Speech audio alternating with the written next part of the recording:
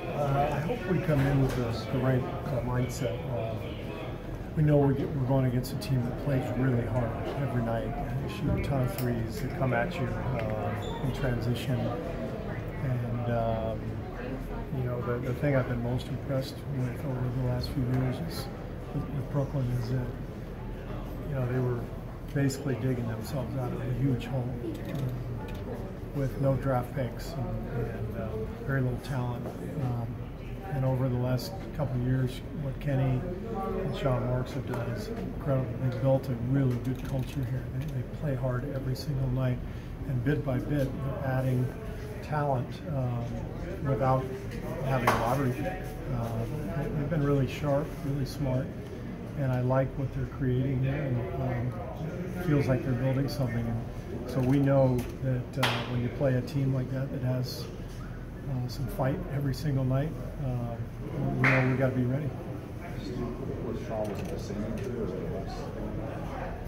or he's got a little issue with his foot, so we're going to rest him probably tomorrow night. So give it a couple of days and see how it goes.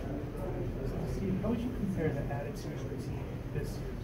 It seems they're sense that, or I think we're a little looser. I think we have a better training camp. I think we coming in probably with a little lighter atmosphere. We got more young players to kind of bring energy, and more young guys who are trying to make their mark in the league, which allows our veterans to do their thing and to work and to play, but to also bring along a younger crowd. And I think that's a healthy dynamic to have on the team. Steve, to that end, what do you look for off the court and the season? Things that show you, we're on the right track and things are going the way you expect? Just to see the chemistry, to see the leadership take hold, to see the older guys, taking the younger guys under their wing, mentor them, lead them. We've seen that consistently over the years with our teams. We've been very fortunate to have really mature veteran players, guys who are high character people, who care about their teammates, and that's what we have again this year. But we have different roles now. We have more of our players have had to step into leadership roles who maybe weren't in those roles before. So it's been an interesting dynamic. When Klay struggles like he does and Steph in the past, how do you approach that in terms of encouragement and support, given the fact they're great shooters, but hey, they go through slumps too? The big thing I always try to focus on is the team-wide getting great shots, searching for great shots. We've got a lot of talent, and the talent is so good that these guys can get shots on their own. The last two games we've seen it with Steph and KD, they just lit it up.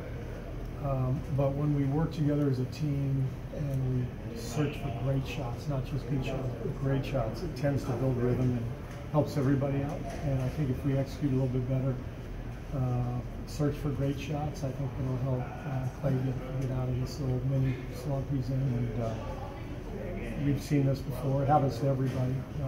And Klay will keep shooting, but I'd like to see everybody looking for great shots. That's in the Is there anything DeMarcus can learn from that coach the other night? Yeah, don't do that again.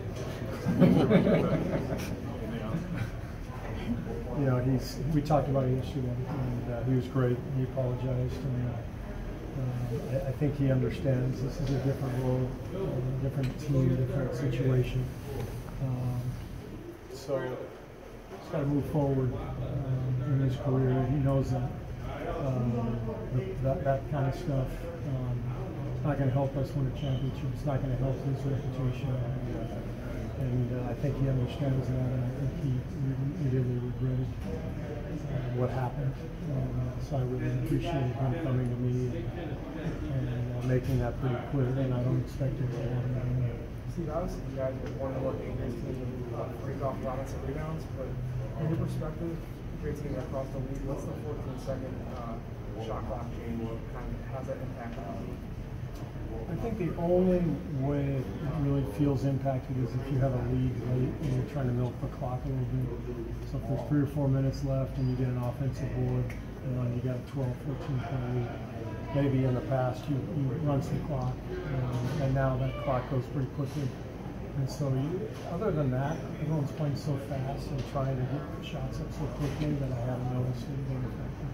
That's what we had seen before in the preseason, the lack of 7 seconds, or just kind of natural? No, just naturally go quickly. Coach, What's impressive how Alfonzo's been able to get from a training camp into a roster spot to a rotation spot? It's been kind of a common. Well, we liked his athleticism from the very beginning, and he's got a knack for offensive rebounding. He's got the ability to switch defensively and cover multiple positions. I like his guts. I like the fact that he hasn't shied away from the shot all year. It's not an easy thing when you got teammates at both ends. Sometimes you just feel like, oh, I should probably pass it to KD instead. Sometimes you probably should. But in the flow of the game, if you have an open look, if Zoe has an open look, I want him to take it. It keeps the flow going and it shows confidence. And he's done that every time. I really feel like he's earned this, and he looks the part. He looks like he knows what he wants. Going all the way back to high school, he was more of a role guy than a go-to scorer for his teams. Do you think that experience helps him in this situation where he's asked to be more of a role guy? I think so, although from what I gather, he was the star of his team in Luxembourg because the butcher and the milkman weren't as good. So he's really a great guy, and I love his background. I love that he's had to fight and scrap and claw to get where he is, and he's very comfortable in his role, and he's excited to be here and taking advantage of every opportunity. Steve, were you surprised out of the news out of Cleveland this morning? I wasn't surprised. Nothing really surprises me in the NBA. I did feel bad for Ty. I think Ty's a great coach, and circumstances dictate everything in this league. And as coaches, we all know we are completely reliant on our talent. And if you've got talented players, then you have a chance. And when LeBron left and the team sort of split up, it left Ty in a very precarious situation. And I think it's surprised everybody how quickly it manifested itself. But it's the NBA. It seems like stuff like this happens every year. But Ty's a great coach, and if he wants to get back in the league, I'm sure he's going to have opportunities. Guy's done a hell of a job, I know, from coaching against him in the finals several years in a row. He's good. He knows what he's doing, and he's well prepared every night. And if he wants another shot, he'll get one. But it's always sad when you see a fellow coach get the axe like that this early in the season. Steve, through 6 games, Klay, KD, and Curry, they are all scoring more 2 points in average per game than previous seasons. What's the coaching strategy behind that? Coaching strategy is we try to get good shots. We don't have a certain number of threes that we're trying to get. We try to get good shots every time down the floor, and a lot of our good shots happen to be 2-point shots, and we're okay with it. How did you process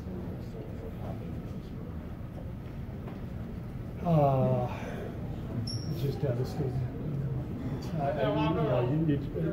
I just expect it now, and that's the sad thing.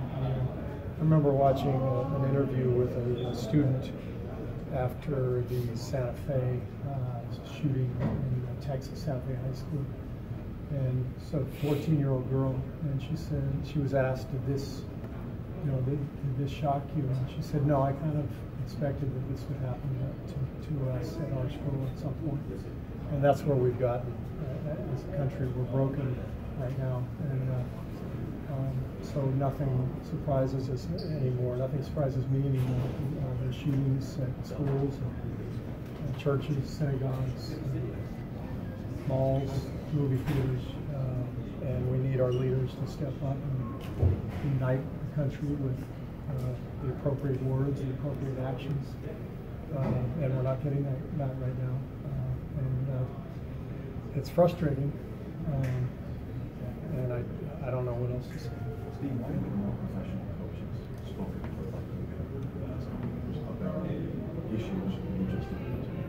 I don't know. I'm not sure. I mean, I think you have to feel comfortable talking about whatever issue you're addressing, and you know, not everybody feels comfortable in certain situations, circumstances.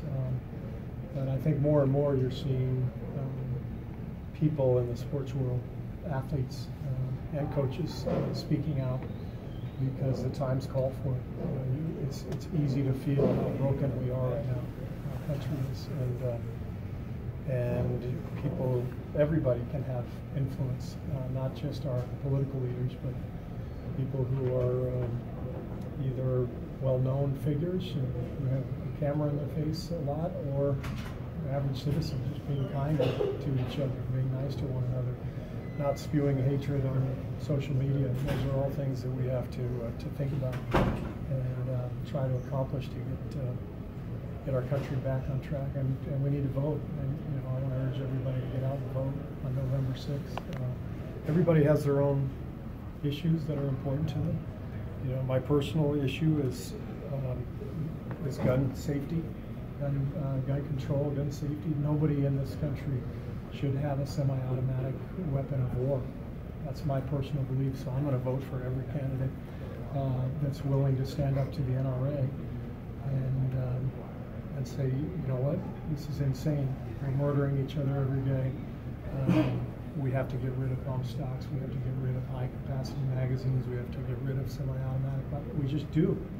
Other countries don't go through this, and so that's the issue that's most important to me, and those are the candidates that I will be voting for. The ones who are willing to stand up and say, you know what, this is wrong. We've got to protect our fellow citizens and protect our country. Should the players speak out more?